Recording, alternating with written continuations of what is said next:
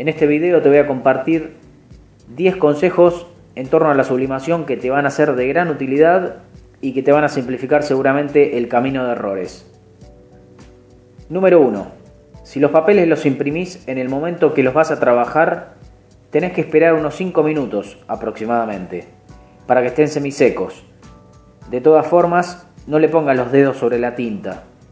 Y si los imprimís para guardarlos o trabajarlos otro día, no hay absolutamente ningún problema en cuanto a eso. Se pueden guardar impresos días, semanas o incluso meses.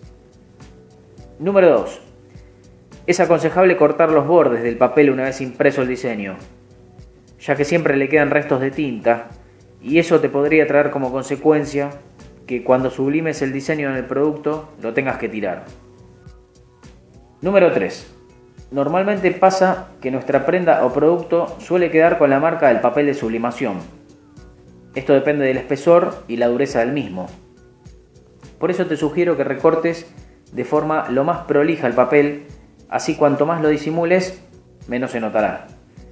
Lo ideal es tomarse el trabajo de recortar el papel lo más cerca del diseño que se pueda, sin tocar la tinta, para que el recorte quede lo más parecido posible al diseño.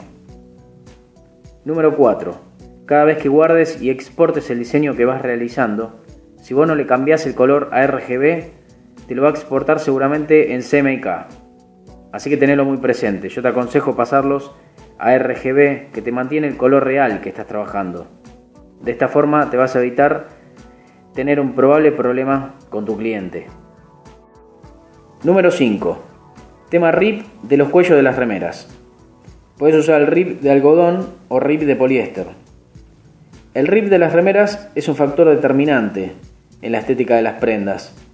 Saber combinar el color, el largo exacto para que no te quede desbocado el cuello, la forma del pespunte, el ancho en el que hay que cortarlo, en fin. El dato importante que te quiero mencionar en este punto es el siguiente. Si haces un diseño en el que vas a sublimar la prenda completa, tené presente que el RIP que compres, si bien va a ser obviamente una elección personal, te va a convenir que sea de poliéster, así se sublima junto con la prenda. De otra manera, si compras el de algodón, cuando lo sublimes te va a sublimar a un 20% y vas a tener que tirar la prenda, porque prácticamente hoy ya no te venden algodón 100%. Número 6. Siempre es conveniente, si sublimas una remera, ponerle un papel entre medio que abarque el tamaño del diseño, lo más que puedas, para que la sombra no se te pase para la espalda.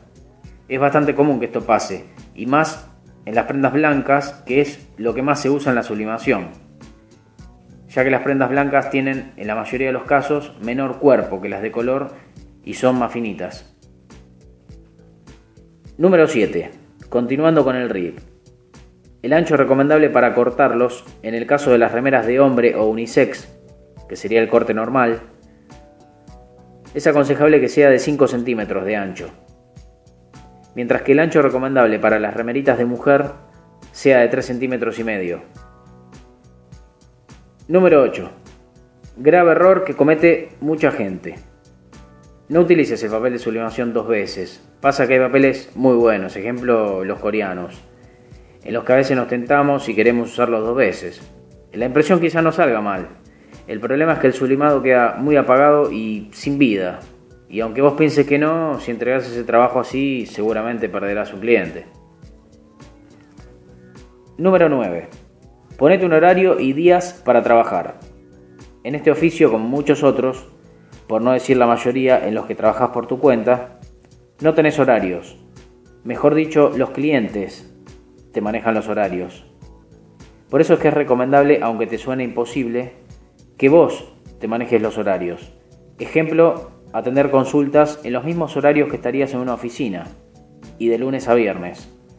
Después, si vos querés terminar un trabajo, lo que te recomiendo es que trates de no hacerlo fuera de ese horario, pero en el caso de que quisieras seguir trabajando, que sea para tu orden interno. Si recién estás empezando, te va a pasar y no te va a gustar nada. Por eso te lo digo de antemano para que lo pongas en práctica. Es simple.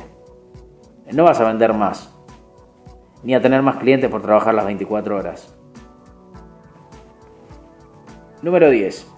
Entrega el o los productos bien presentados siempre. Si podés perfumarlos apenas, colocarles la bolsita correspondiente y algún detalle abrochado en la etiqueta, mejor. La estética y la presentación son para la mayoría de las personas fundamentales y tan importantes como el producto en sí mismo.